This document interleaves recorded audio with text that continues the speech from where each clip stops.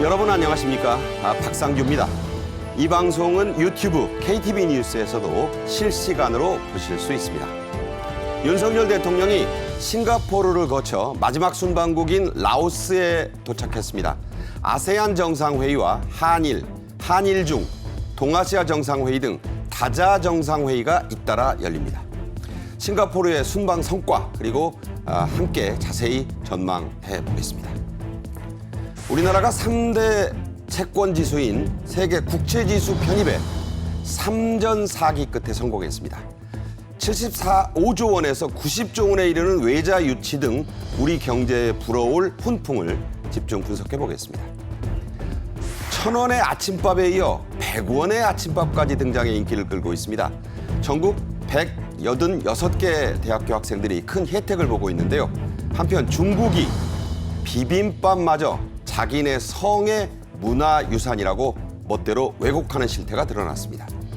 정호김 전 국회의원, 신치영 연세대 객원교수와 함께하겠습니다. 어서 오십시오. 네, 안녕하세요. 네. 윤 대통령의 동남아시아 순방이 이제 하이라이트에 진입했습니다. 아세안 정상회의와 4~5개국과의 양자 개별 정상회담 그리고 첫 한일 상견례 정상회담, 아세안 플러스 3 정상회담 그리고 동아시아 정상회의 등 주요 서밋이 줄줄이 예정돼 있는데요. 먼저 영상으로 보겠습니다. 통일 한반도를 구현하기 위한 국제사회와의 연대를 강화하겠다는 다짐이었습니다.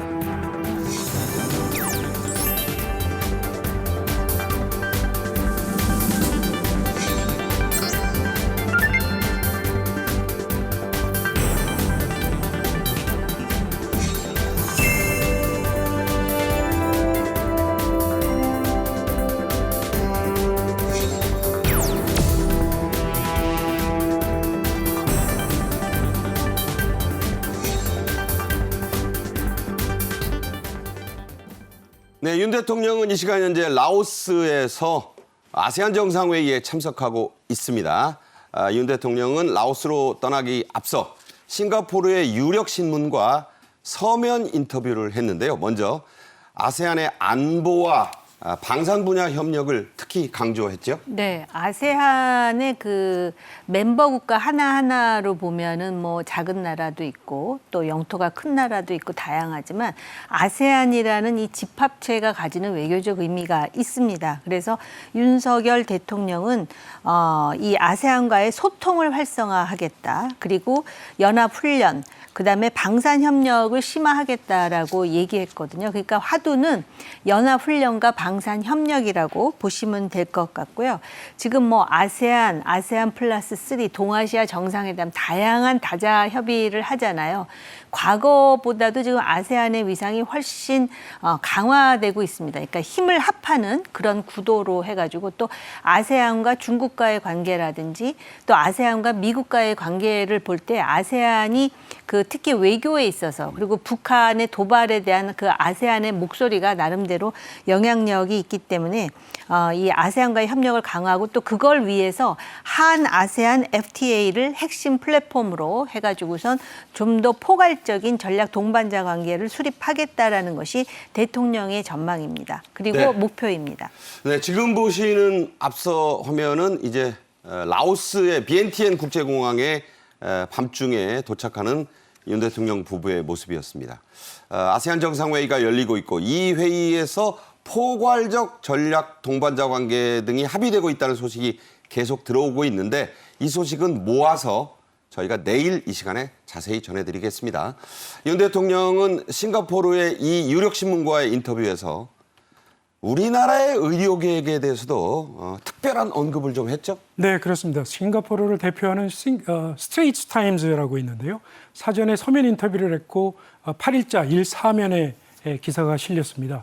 윤 대통령은 이 의료개혁을 포함해서 4대 개혁에 대해서 모든 개혁은 어려움이 따르기 마련인데 대통령이나 야당, 여당 모두 국민을 이길 수는 없고 국민이 지지를 하는 한 끝까지 지속을 하겠다, 유지를 할 것이고 성공하리라고 확신을 한다, 이렇게 강조를 했습니다. 특히 의료개혁과 관련해서는 우리나라 의료개혁이 국민의 지지가 있는 한 흔들리지 않고 지속이 될 수밖에 없는 문제다. 국민의 생명과 국가 성장 동력을 지키기 위해서는 의료 시스템이 반드시 개혁이 되어야 하는데 지금 현재 우리나라 의료 시스템이 상당히 흔들리고 있어서 반드시 개혁할 수밖에 없는 그런 과제라고 강조를 했습니다. 그리고 의료계 반발에 대해서는 이 의료계의 이 법적인 부담을 좀 줄여주고 그리고 필수 의료에 대해서 정부의 지원을 강화하는 방향으로 계속 지속적으로 추진을 하겠다, 이렇게 강조하기도 했습니다. 네, 이 인터뷰에서 이례적으로 내가 의료개혁을 흔들림 없이 추진하겠지만 한국의 여소야대 정국과 본인의 좀 저조한 지지율이 장애가 되는 상황이지만 이걸 돌파하겠다, 이런 얘기를 강조했죠. 그렇습니다. 낮은 지지율 때문에 이 개혁이 제대로 이루어지지 않고 있는 데 대해서 최근에 좀 답답한 심정을 몇 차례 강조를 하게 됐는데 이번 인터뷰에서도 같은 의미의 메시지를 전달했습니다. 네, 라오스 일정 가운데 또 이목을 끄는 게 있죠. 바로 이시바 시게루 신임 일본 총리와의 상견례 성격의 첫 정상회담입니다. 아직 언제 한다고 확정 발표되지는 않았지만 이시바 총리가 지금 라오스에 같이 와 있습니다. 자, 이 회담 어떻게 예상하시나요? 사실은 이제 아세안과의 그 다자 회담이 방점이지만 실제로 한국의 안보라든지 경제라든지 다양한 쟁점으로 볼 때 새로 총리로 취임한 이시바 시게루 총리와의 그 회동이 상당히 주목을 받고 있습니다. 특히 이시바 신임 총리도 이제 라오스를 방문하는데 그렇게 되면 이제 한일 상견례가 이루어질 예정이고 또 내년이 한일 국교 정상화 60주년입니다. 네. 그동안에 그 국교 정상화 기념일에 그 굉장히 예민한 이슈로 한일 관계가 원활치 못했었는데 이시바 시게루 같은 경우는 또 일본 내에서도 온건파로 지금 알려져 있습니다. 비둘기파죠, 일종의. 그런데다가 지금 한국으로서는 지금 북한의 그런 여러 가지 당면한 도발 때문에 한국과 미국과 일본 간의 방위 협력은 더 심화되어야 된다는 입장입니다. 그런데 사실은 지금 여전히 과거사 문제가 남아 있고 과연 일본이 컵에 물을 반을 언제 채울 것이냐라는 것이 국민들 관심 사안이기 때문에 그렇죠. 그런데 오히려 이제 그동안에 윤석열 대통령이 대일 관계에 공을 들인 측면이 있고 요번에 그런 문제를 포함해서 뭔가 획기적으로 그 해결이 된다면 상당히 좋을 것 같습니다. 특히 이시바 같은 경우는 아시아판 나토를 주장해 왔는데 그렇죠. 실제로 나토라는 건 다자 동맹입니다. 그렇죠. 그러면 아시아판 나토를 통해서 한미일 간의 실질적인 동맹이 되는 것이 아니냐라는 것 때문에 한국 국내 정치상으로 굉장히 예민하거든요. 그러려면 그 이시바가 자신이 과거에서부터 목소리를 내온 그런 부분으로의 진척을 원한다면은 바로 과거사 문제와 관련해서 일본이 좀 더 전향적인 입장을 취해야 된다라는 목소리를 한국 정부가 내야 될 타임이 아닌가라고 개인적으로 생각을 합니다. 그렇군요. 한편 라오스 도착 전날에 있었던 한 싱가포르 정상회담 얘기를 좀 하겠습니다. 경제적으로 매우 중요한 약정이 체결이 됐는데요. 직접 들어보시죠. 오늘 왕 총리님과 저는 양국의 우호 협력을 더욱 미래지향적이고 호혜적으로 발전시켜 나가는 방안을 심도 있게 논의했습니다. 이번에 체결된 양국 간 공급망 파트너십 약정을 기초로 바이오, 에너지, 첨단 산업 분야의 공급망 협력을 강화하고 공급망 교란에도 함께 대응하기로 했습니다. 네, 방금 언급된 이 공급망 파트너십 약정. 자, 이게 왜 중요합니까? 네, 요즘 러시아와 우크라이나 전쟁이랄지 중동 사태 등으로 글로벌 공급망이 굉장히 불안한 상황입니다.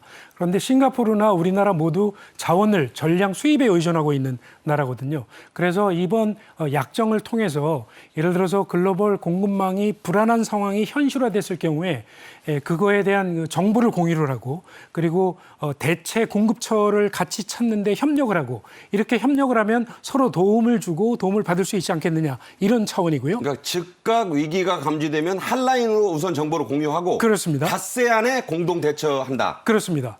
아시겠지만 싱가포르가 아시아 태평양 지역의 굉장히 중요한 물류 거점입니다. 그렇죠. 항만 물량이 항만 물동량이 세계 2위입니다. 2위죠. 그렇습니다. 그러니까 이 물류에 대해서 굉장히 정보와 네트워크가 집중돼 있는 나라거든요. 그러니까 싱가포르와 협력을 하게 되면 싱가포르가 가지고 있는 그런 네트워크를 통해서 우리가 글로벌 공급망이 흔들릴 때 이런 원자재를 확보하는 데 좀 더 수월하게 도움을 받을 것으로 이렇게 예상이 되고 있고요. 또 이번에 또 같이 양해각서를 하나 맺은 분야가 LNG 액화천연가스. 그렇습니다. LNG 가스 분야에 대해서 서로 협력하기로 양해각서를 맺었는데 LNG 같은 경우에 우리나라가 전 세계적으로 세계 3위의 수입국이고요. 엄청 많이 수입하죠. 그렇죠. 싱가포르 같은 경우에 수입을 한 물량을 재수출하는 물량이 세계 4위. 거점항인 거예요, LNG. 그렇습니다. 네, 그러니까 예를 들면 싱가포르 우리가 LNG가 부족할 때 싱가포르가 확보하고 있는 LNG를 우리가 대신 받아서 쓸 수도 있고 이런 원자재 글로벌 공급망을 좀 더 안정화시킬 수 있는 그런 의미가 있다고 봅니다. 지금 이제 곧 추워지고 역대 가장 또 추운 겨울 얘기도 나오니까 저 LNG 관련 협상은 우리의 겨울을 과연 어떻게 안정적으로 좀 보온할 수 있느냐 굉장히 중요한 그런 협정이 되겠습니다. 대북한 문제도 합의사항에 들어갔습니다. 싱가포르는 북한의 김정은이 트럼프와 만나서 회담한 장소죠. 그런 점에서 이 합의가 또 중요한 정치적 의미가 있죠. 미국과 북한이 처음으로 정상회담을 한 곳이 싱가포르였고 당시의 대통령이 트럼프 대통령이었거든요. 그렇죠. 근데 요번에 대선을 보면은 지금 커밀라 해리스와 트럼프의 격차가 점점 줄어들고 있어서 아무도 모른대요. 그래서 누가 대통령이 될지 또 미국의 그 독특한 선거제도 때문에 지금 그런 상황입니다. 근데 당시 트럼프가 싱가포르에서 김정은을 만난 것을 지금도 자신의 치적으로 생각하지 않습니다. 네. 그러니까 자기만이 김정은과 친구가 될 수 있고 뭐 운운해가면서 예. 그런 상황에서 싱가포르이 그 장이 되었다라는 의미가 있는 데다가 요번에 싱가포르 총리와 윤 대통령은 북한의 불법적인 핵 개발과 무마한 도발을 국제사회가 결코 용인하지 않을 것이라는 점 분명히 했고요. 특히 싱가포르 총리의 이름에서 알 수 있듯이 이 중국계가 상당히 정치 경제적인 영향력이 있고요. 황 씨죠. 이제 한자로 표현하면. 그렇습니다. 네. 그러니까 리 관유 그 이전에 그 아버지서부터 아들에 이르기까지.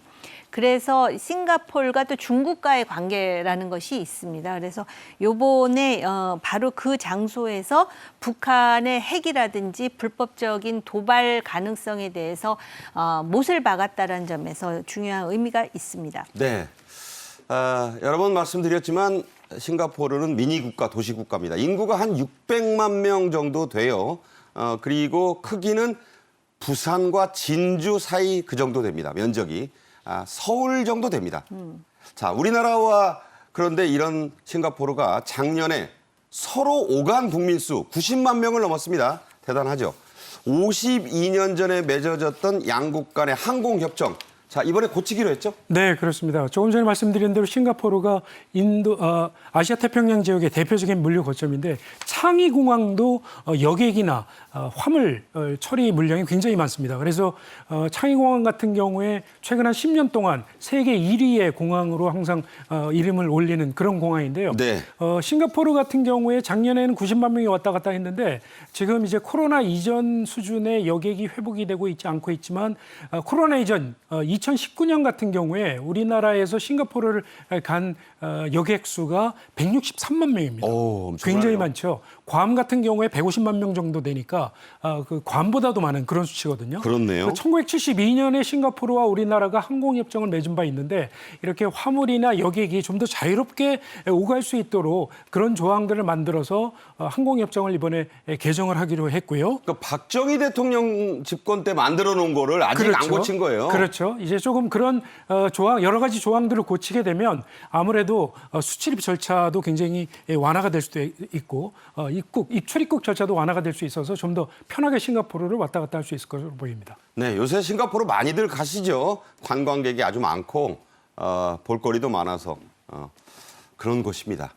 윤 대통령은 싱가포르의 주롱 혁신지구에 있는 현대차의 글로벌 혁신센터를 방문했습니다. 물론 동행한 정의선 현대차 회장이 같이 가서 설명을 많이 했는데요. 함께 보겠습니다.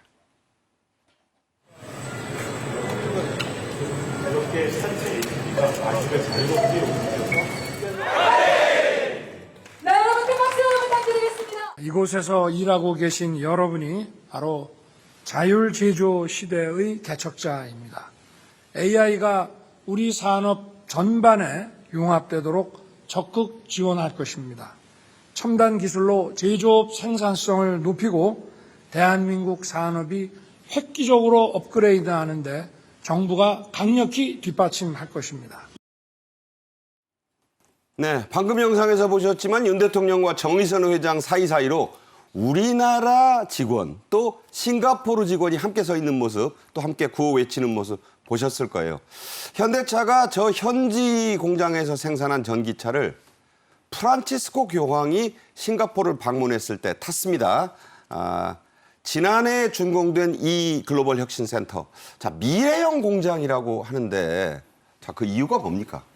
원래 그 싱가포르 이제 다녀오신 분들이 많으니까 싱가포르란 도시 자체가 미래형 도시잖아요. 그렇죠. 우리가 어찌 알다시피. 보면. 그러고 이제 금융이라든지 또는 교역이라든지 또는 첨단 산업 교육의 중심지인데 이제는 그 자동차 공장을 준공했다는 거 아니에요? 그 조그만 서울 사이즈인데 인구는 600만밖에 안 되는데. 예.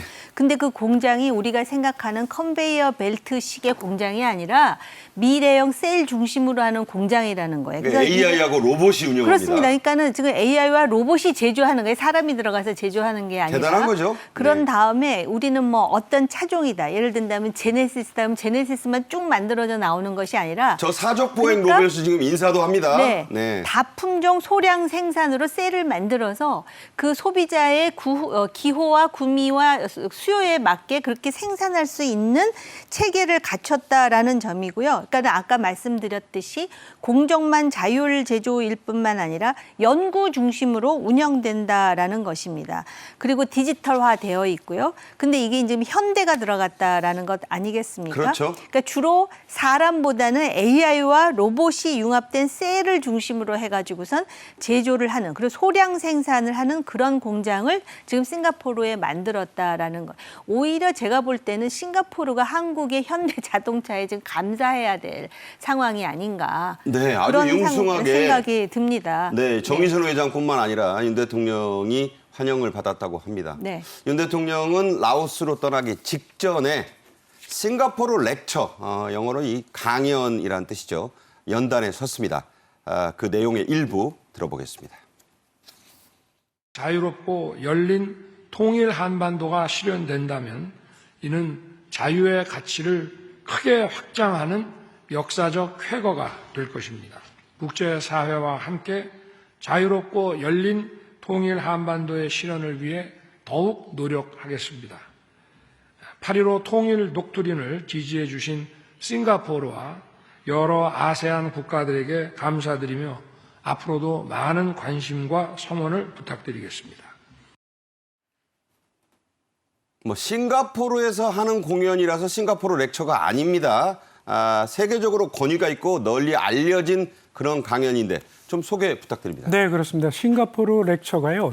싱가포르 정부 산하의 동남아시아 연구소라고 있습니다. 이 동남아시아 연구소가 싱가포르 외교부의 후원을 받아서 싱가포르를 찾는 정상급 인사들을 초청을 해서 렉처를 여는 그런 시리즈 렉처 순서이기 때문에 상당히 권위 있는 그런 강연 장소인데, 윤 대통령이 이번에 초청을 받아서 조금 전에 화면에서 보신 것처럼 지난 8.15 광복절 축사에서 밝힌 그 8.15 통일 독트린에 대해서 발표를 했습니다. 그러니까 해외 국민들 앞에서 8.15 통일 독트린을 직접 소개를 하고 지지를 호소를 하는 그런 장소였다고 말씀을 드릴 수 있겠는데, 조금 전에 화면에서 보신 것처럼 자유롭고 열린이라는 이런 표현을 여러 번 사용을 했습니다. 네. 말하자면 자유민주주의를 근간으로 하는 남북한 통일의 중요성에 대해서 여러 차례 그 피력을 한 것으로 이렇게 해석할 수 있을 것 같고요. 그래서 이번 강연을 통해서 윤 대통령은 자유롭고 열린 통일이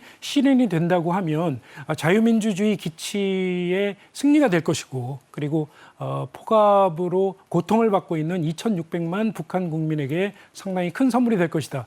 이렇게 강조를 했습니다. 네, 이 싱가포르 렉처가 끝난 뒤에는 질의응답 Q&A가 있었어요. 이 중에 눈에 띄는 질답이 있었습니다. 바로 미중 패권 경쟁에 관한 질문. 미국이 더 좋아요, 중국이 더 좋아요, 이런 질문이었습니다. 윤 대통령의 답변이 어땠습니까? 저는 싱가포르에서 당연히 나올 질문이 나왔다고 생각하고요. 그러니까 화교가 많으니까. 예, 그리고 여기 지금 싱가포르 렉처를 그 오거나이저하는 ICIS 동남아 연구소라는 데가 미국으로 치면은 브루킹스나 헤리티지에 준하는 굉장히 역사가 긴 연구소인데, 싱가포르로서는 지금 중국하고 미국하고 지정학적으로는 떨어져 있을지 모르지만 미국하고도 잘 지내고 중국하고도 잘 지내면서 생존을 모색하는 그렇죠. 도시국가거든요. 그러니까 한국에 대해서 궁금했을 것이고, 윤석열 대통령은 딱 그 교과서적인 답변을 하셨다고 생각합니다. 미국은 유일 동맹이고. 문재인 정권 때만 하더라도 등거리 정책, 이퀴 디스턴스라고 그래갖고 미국을 굉장히 당황하게 하고, 그렇다 그래서 중국에게 생색도 못 내는 네. 그런 그 입장을 취했다면은 이 한국의 안보의 축은 동맹이다. 한미 동맹이다. 그러나 중국이 6.25 때 북한을 도와서 실제로 그 우리 한국에서 6.25 전쟁이 장기전으로 가긴 했으나 과거는 과거이고 중국과 이해관계가 중첩되는 분야가 많고 협력할 것은 협력할 것이며 문제가 생기면 적극 소통하겠다라는 입장을 분명히 했습니다. 네, 그야말로 교과서적인 답변이었고 청중들의 많은 박수가 있었다는 후문입니다. 다음 주제로 가죠. 우리나라가 세계 3대 국채지수인 세계 국채지수 편입에 3전 4기 끝에 성공했습니다. 최상목 경제부총리가 밝힌 이번 편입의 의미와 효과 직접 들어보겠습니다. 일부 금융선진국들도 문턱을 넘기 어려운 매우 까다로운 선진국 클럽인 윅비의 한국이 26번째로 편입되었습니다. 현 정부 출범 이후 자유시장 경제 기조 하에서 글로벌 스탠다드에 맞게 일관된 외환과 자본시장 개혁을 추진한 것이 인정받게 된 것입니다. 네, 최상목 경제부총리 방금 윅비라고 했습니다. WGBI라고 해서 이 발음 나는 대로 했어요. 한마디로 채권 선진 클럽입니다. 자, 이게 얼마나 중요하길래 3번 낙방을 무릅쓰고 도전을 계속했는지 설명해 주시죠. 네, 윅비, 그러니까 세계 국채 지수가 영국 파이낸셜 타임즈가 운영하는 지수인데요. 이게 조금 전에 말씀드렸다시피 세계 3대 국채 지수입니다.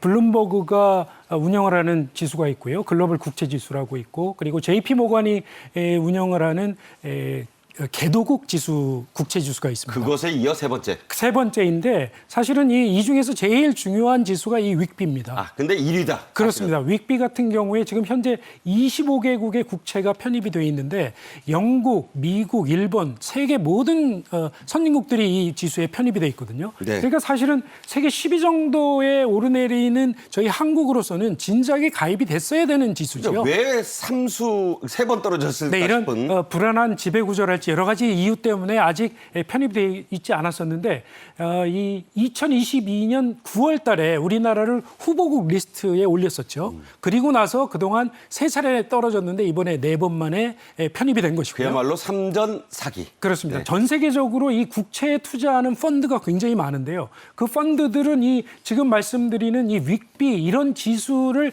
그대로 똑같이 프로그램을 짜서 투자를 합니다. 아. 그 금액이 투자 금액이 우리나라 돈으로 한 4천조 원이 됩니다. 아유. 전 세계적으로요. 4천조 원. 그렇습니다. 그러니까 우리나라가 이번에 파이낸셜 타임즈가 발표한 바에 따르면 내년 11월쯤에 우리나라가 편입이 될 것인데 그 비중이 2.2% 정도가 될 거라고 합니다. 네. 그러니까 2.2%라고 하면은 산술적으로 계산을 해서 4천조 원의 2%만 해도 880조 원이죠. 그러니까 한 75에서 90조 사이예요. 그렇습니다. 그래서 80조에서 90조 정도가 내년 11월 이후에 우리나라 금융시장에 국채를 사러 투자가 될 것이다라고 그렇게 지금 내다보는 것이죠. 대단한 겁니다, 이게. 75조 원에서 90조 원 가량이 우리나라 국채 시장으로 신 교수 말씀대로 흘러 들어오게 되면 자 무슨 일이 나느냐. 특히 우리 금융 자본 시장에 큰 도움이 되는 거죠. 네, 그래서 최상모 경제부총리가 이제 우리 국채 시장이 제값받기에 성공을 했다. 그동안 코리아 디스카운트라는 게 있었고 그래서 여러 번 문을 두들겼는데 이번에 이제 제대로 진입을 했다는 건 아니겠습니까? 보면은 일단 미국이 많고요. 일본, 중국, 프랑스, 이탈리아 쭉 갑니다. 네, 이 국채지수의 국가별 편입 비중을 보면 중국 빼면은 G7이에요. 그러니까 G7 그다음에 한국, 스페인 뭐 이렇게 된다고 보시면 되는 것이고요.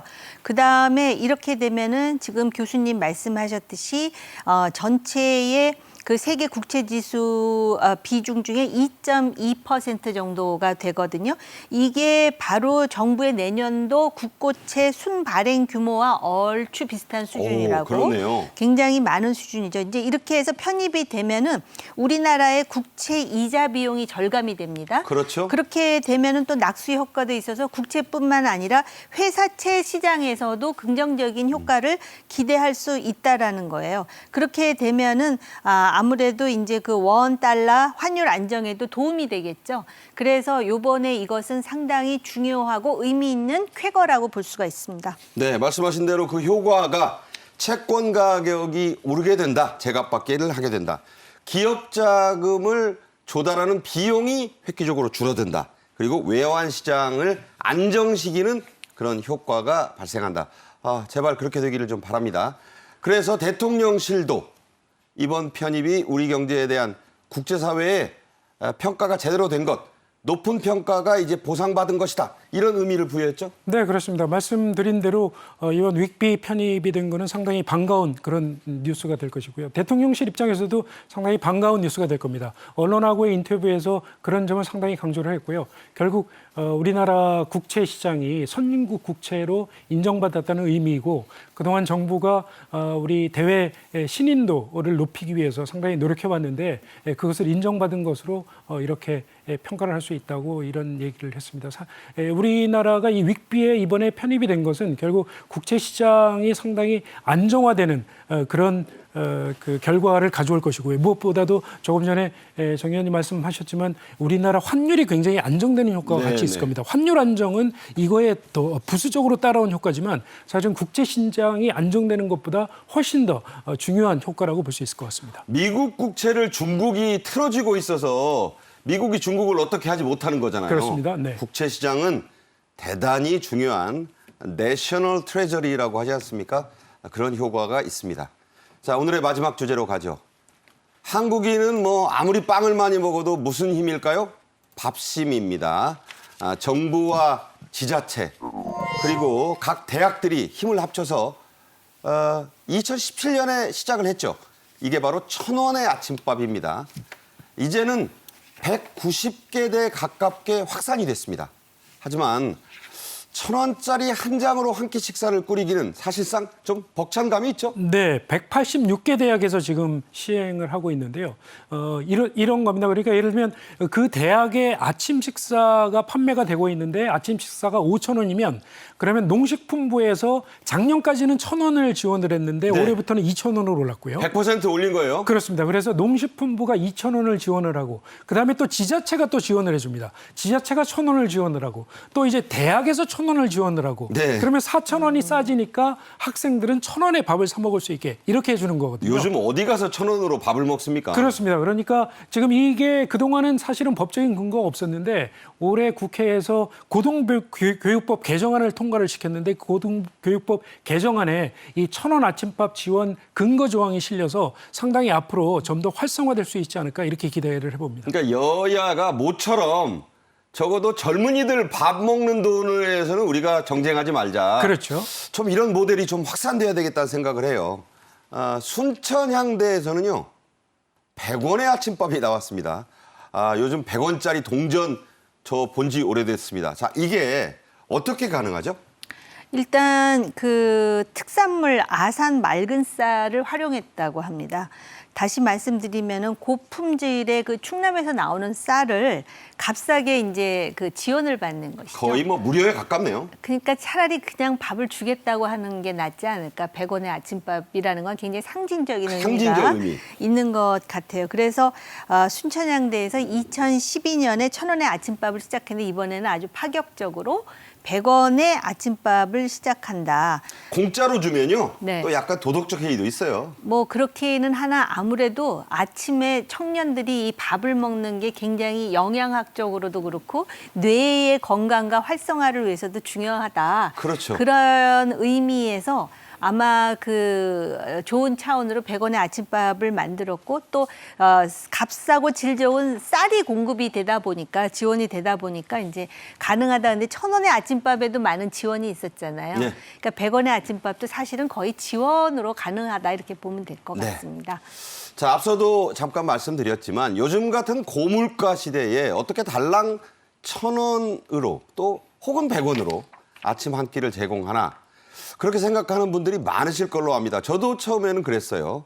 그런데 메뉴가 뜻밖으로 충실하네요. 네, 그렇습니다. 조금 전에 말씀드렸다시피 1,000원의 아침밥이라고 해서 재료비를 1,000원만 들여서 만드는 게 아니고요.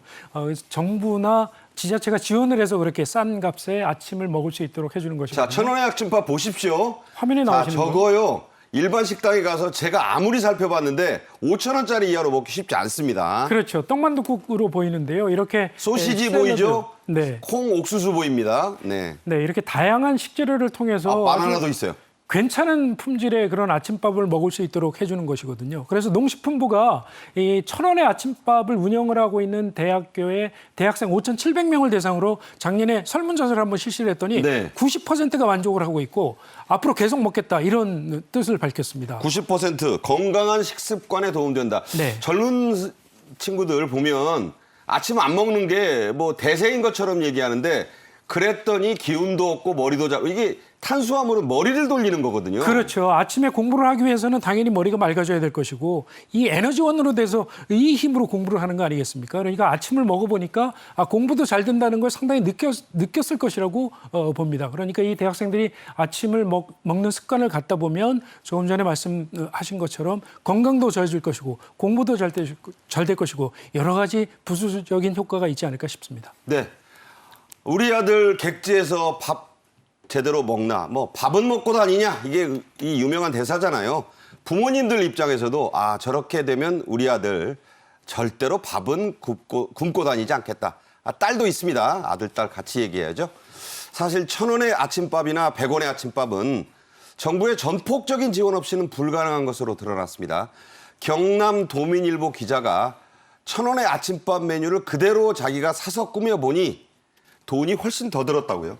이거는 돈이 들 수밖에 없는 게 이 기자가 마트에서 샀거든요. 그러니까 시장가로 샀잖아요. 전통시장이 그러니까 아니고. 도매가라든지 아니면 원산지에서 직거래가로 산 게 아니니까 비쌀 수밖에 없는 것이고 그다음에 이 소위 식당에서 학생들의 1,000원의 아침밥, 100원의 아침밥을 만들 때는 대량으로 생산하는데 아무래도 이렇게 하면 식재료가 또 남아도는 부분도 있지 않겠습니까? 그래서 만들어 보니까 6,900원이 나왔다는 거예요. 네, 그렇죠. 그리고 이제 우동 장국 1,350원, 참치 1,500원, 그다음에 계란 양파는 1인분을 파는 데가 어디 있겠습니까? 안 팔죠. 네, 그리고 또 시간이 걸리잖아요. 요리를 하려면. 그러다 보니까는 1,000원의 아침밥의 혜택이 얼마나 중요한지 절감을 했다. 그런 이야기를 하고 있습니다. 네. 자기가 사서 만드는 것 자체가 번거로워서 학생들이 하겠습니까 저거. 그런데도 저렇게 비싸고 손이 많이 간다 이런 얘기입니다. 자, 이 1,000원의 아침밥, 100원의 아침밥 사업은 학생들뿐 아니라 농민들에게도 큰 도움이 된다고 합니다. 이유가 뭐죠? 그렇죠. 아침밥을 먹는 사람들이 이렇게 늘어나게 되면 아무래도 벼농사를 하는 농민들에게 큰 힘이 될 수밖에 없겠죠. 아시다시피 최근에 이 식습관이 서구화가 되고 먹거리가 다양해지면서 쌀 소비량이 상당히 많이 줄어들고 있습니다. 작년의 경우에 1인당 쌀 소비량이 56.4kg이었거든요. 이게 30년 전의 절반 수준입니다. 그러니까요. 그런데 농식품부가 올해 53.3kg을 지금 예측을 하고 있습니다. 그러니까 올해 한 5.5%가 더 떨어질 것으로 이렇게 예상을 하고 있죠. 네. 그런데 이렇게 1,000원 아침밥 이런 아침밥을 먹는 사람들이 늘어나게 되면 당연히 이 쌀 소비량이 늘어날 수밖에 없겠죠. 아시겠지만 우리나라가 상당히 많은 먹거리를 수입에 의존을 하고 있습니다. 그렇죠. 먹거리 중에서 우리가 자급자족할 수 있는 것은 거의 유일하게 쌀밖에는 없습니다. 쌀과 함께 우리가 많이 소비하는 고기 같은 경우에 우리가 40%를 수입에 의존을 하고 그렇죠. 있거든요. 미국, 호주 뭐 그렇잖아요. 그렇습니다. 지금 요즘 일본에서는 쌀값이 폭등을 해서 요즘 난리가 났다고 하는데 우리도 언제 이렇게 쌀이 부족한 상황이 올지 모르거든요. 네. 식량 안보를 위해서는 안정적으로 쌀을 소비를 하고 쌀을 생산을 하는 이 시스템을 항상 갖추고 있어야 하기 때문에 이렇게 쌀 소비를 늘리는 이런 일은 앞으로 우리가 계속 적극적으로 추진해야 되지 않을까 싶습니다. 네, 물론 밀가루 음식 좋고 면, 스파게티 스스로 본인이 나는 빵순이야 이런 분들이 있는데 빵만 먹고 살 수는 또 없어요. 물론 쌀도 좀 소비를 해야 됩니다. 자, 이런 상황을 타개하기 위한 정부의 대책을 최근 국감에서 송미령 농식품부 장관이 밝힌 바가 있죠? 네, 그래서 근본적인 대책을 만들겠다. 쌀이 너무 과대 지금 그 공급이 되다 보니까는 재배 면적을 줄이고 그다음에 품질 위주로 다양한 쌀 생산 체계로 전환하고 또 이제 가공식품 같은 그런 신규 수요 창출을 포함해서 근본 대책을 만들겠다고 했거든요.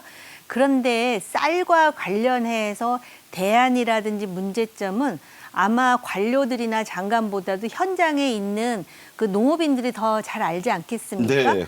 그래서 제가 볼 때는 그들로 하여금 그 다양한 품종을 개발하고 또 우리나라의 이 쌀과 관련된 뭐 막걸리라든지 아니면 빵에다가 밀가루 대신에 쌀을 집어넣고 하는 것들을 해외에 수출할 수 있는 방안, 네. 거기에 대해서 오히려 정부는 근본적인 대책을 만들어서 자 면적 줄여 이렇게 하는 것보다도 잘 해가지고 수익이 나는 사람들에게 오히려 인센티브를 주는 방향으로 정책을 구현하면 어떨까라는 생각. 저기 우리가 지난번에 했잖아요. 러시아의 그 추운 데다가 아이스바를 팔아서 네네. 그 이문을 남기는 한민족 아닙니까? 그래서 그런 식으로 농업인들에게 이걸 잘하면 돈이 생길 수 있다라는 그런 자극제, 인센티브를 좀 할 수 있는 방향으로 정책을 했으면 어떨까라는 생각이 있습니다. 네, 농협은 중앙회와 지역 단위 농협이 힘을 합쳐서 아침밥 좀 먹읍시다 운동, 또 쌀 가공식품 시장 활성화에 힘을 쏟고 있습니다. 요즘 예능에 많이 나오죠. 한국산 냉동김밥이 해외에서 난립니다. 여기에 대한 프로모션도 준비하고 있죠? 네, 그렇습니다. 지금 농협에 지역 농협에 지금 5만 톤 정도의 재고의 쌀이 지금 쌓여 있다고 합니다. 엄청난 쌀이에요. 그래서 이 재고 쌀을 좀 소진하기 위해서 여러 가지 캠페인을 벌이고 있는데 조금 전에 말씀하신 것처럼 아침밥 먹기 운동 캠페인을 지금 진행을 하고 있고 쌀로 만든 가공식품의 새로운 상품을 개발을 하고 판로를 확보하는 이런 운동도 지금 진행을 하고 있습니다. 조금 전에 말씀하신 것처럼 미국의 트레이더조라고 하는 주로 중산층이 많이 이용을 하는 이런 마트에서 냉동김밥을 진열하는 대로 그냥 불티나게 팔려나가는 바람에 큰 화제가 됐었는데 이런 제품을 발굴을 해서 수출을 많이 하고 하면 쌀 소비량이 더욱더 늘어날 것이고 우리 농민들에게도 큰 힘이 되지 않을까 싶습니다. 네. 연말에는 이른바 K-라이스 페스타라는 것도 한다니까 많은 관심을 가졌으면 싶습니다. 자, 마지막 주제에 가겠습니다. 중국의 우리나라 역사 왜곡을 동북공정이라고 하죠. 그런 중국은 몇 년 전부터 김치 공정을 시작하더니 슬며시 비빔밥 공정까지 하고 있다. 이게 이제 한국 언론 보도로 드러났어요. 이미 시작을 몇 년 전부터 했다고 합니다. 자, 이 비빔밥 공정. 비빔밥 역사 왜곡인 거죠? 예, 그 비빔밥은 제가 알기로는 그 전주 중심으로 해갖고 백제 시대 때부터 우리 문화유산인 것으로 알고 제가 있는데요. 그때쯤에 전주에서 태어난 사람입니다. 네, 그런데 한국일보에 따르면 중국의 지린성에서, 그러니까 성 차원이에요. 길림성이죠, 저기. 네, 그 돌선 비빔밥과 가래떡을 이제 그 공정으로 해서 착수를 지금 하고 있는 상황이거든요. 근데 이게 문제가 뭐냐면은 지린성에서 일단 이렇게 해가지고 자기네 거라 그러면 나중에 이게 중국이 이거를 뭐 유네스코 문화유산으로 또 신청할 수 있어요. 중국 수법이에요, 원래. 그러니까 우리도 네. 상당히 이거에 대해서 좀 더 공세적이고 적극적인 대응을 해야 될 것 같다라는 생각이 드는데 이미 이야기를 말씀을 드렸지만은 돌솥 비빔밥은 1960년도에 전주의 한 식당에서 시작됐다라는 것이 문체부의 사전에 나와 있다 그러는데 제가 알기로는 백제 시대로부터 나왔다 그러니까 좀 역사를 좀 연구를 해가지고 좀 적극적으로 이 지금 유산을 뺏으려고 하는 중국에 대응해야 할 필요가 있다고 봅니다. 네. 현재 중국 천여 곳에서 중국 문화유산으로 등재된 이 조선족 돌솥 비빔밥 식당이 아주 성업 중이라고 하는데, 자, 이거 될 말입니까? 네, 우리나라 문화유산을 지키는데 앞장서온 그 성신여대 서경덕 교수라고 계십니다. 이 서경덕 교수가 아는 지인으로부터 제보를 받아서 직접 조사를 했다고 하는데요. 중국에 미춘이라고 하는 돌솥 비빔밥 프랜차이즈가 있다는 거거든요. 그런데 이 미춘 식당이 중국 전역에 한 천여 곳 넘게 지금 운영이 됐다고 네. 하고 있죠. 말씀드린 대로 주요 메뉴가 돌솥 비빔밥이고요.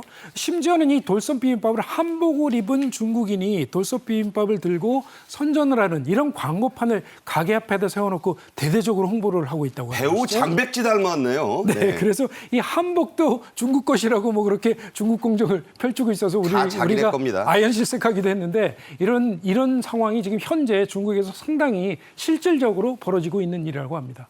네, 이 소식을 접한 전주의 한 비빔밥 요리사, 흑백 요리사에 나와서 화제가 된 분이죠. 한마디 했습니다. 이름도 유비빔으로 개명한 분인데요. 직접 보시죠. 세계를 비비려고 태어난 사람 유비빔입니다. 비빔.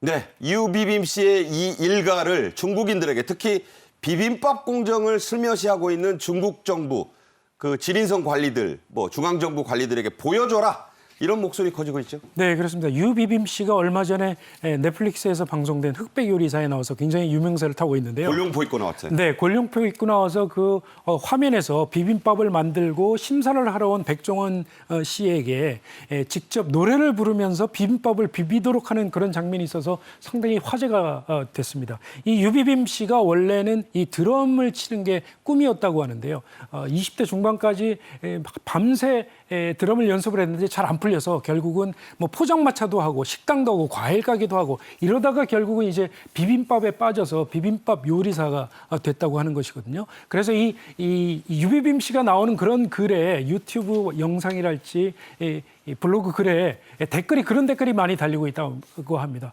유비빔 씨의 영상만 보여줘도 중국이 비빔밥이 자기네 것이라고 우기지는 못할 것 아니겠느냐, 이런 얘기까지 나오고 있다고 합니다. 네. 역사 문제로 시작한 중국의 우리 전통문화 왜곡, 이른바 이 동북 공정을 거쳐 김치 공정을 거쳐 슬며시하고 있는 비빔밥 공정, 그것 말고도 20건이 넘죠? 네, 우선 그 전통 음악가 무용 분야로 보자면은 뭐 퉁소, 아리랑, 가야금 다 자기네 거라는 겁니다.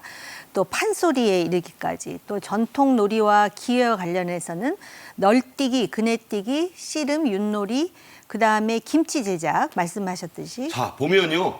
정말 많아요. 저거 빼고 나면 우리 문화는 뭐가 남나 싶은데 다 메이드 인 차이나라는 겁니다. 네. 그리고 민속과 관련해서는 추석도 자기네 것이다. 또 우리나라 전통 혼례나 복식, 회올례, 백중도 자기네 것이다 그러고요. 심지어는 여기 표에는 나오지 않았지만 유명한 시인 윤동주 선생과 북한의 김정은도 자기네 그 조선족이다라고 얘기할 정도로 지금 허무맹랑한 주장을 하고 있는데, 과거에 우리 역사를 보면 고구려와 발해의 영토가 있는 그 동북 삼성에 대해서 중국이 굉장히 그것이 다시 한민족에게 넘어갈 거라는 그런 불안감을 갖고 있었는데 지금은 오히려 한족, 중국 민족이 우리의 조선족보다 훨씬 인구수가 많아요. 네. 그럴 뿐만 아니라 이거를 방어적이라고 보기보다는 오히려 남의 문화까지도 약탈하는 지금 그런 행태를 보이기 때문에 우리의 외교부라든지 또 국가유산청이라고 있잖아요. 그렇죠. 좀 더 적극적인 자세가 필요하다라고 봅니다.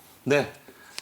그런 식으로 말하면 중국이 한자도 너희가 쓰니까 니네 나라 말과 글도 우리 거다라고 주장하면 참 이게 우리가 이럴 때 차제에 좀 우리 국력이 신장된 이 시점에 단호하게 좀 대응을 해야 됩니다.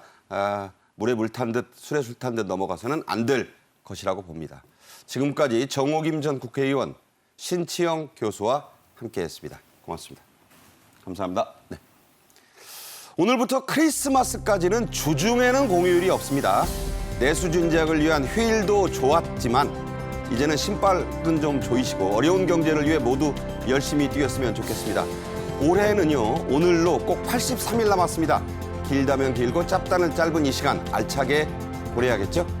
내일 오후 1시에 또 뵙겠습니다. 고맙습니다.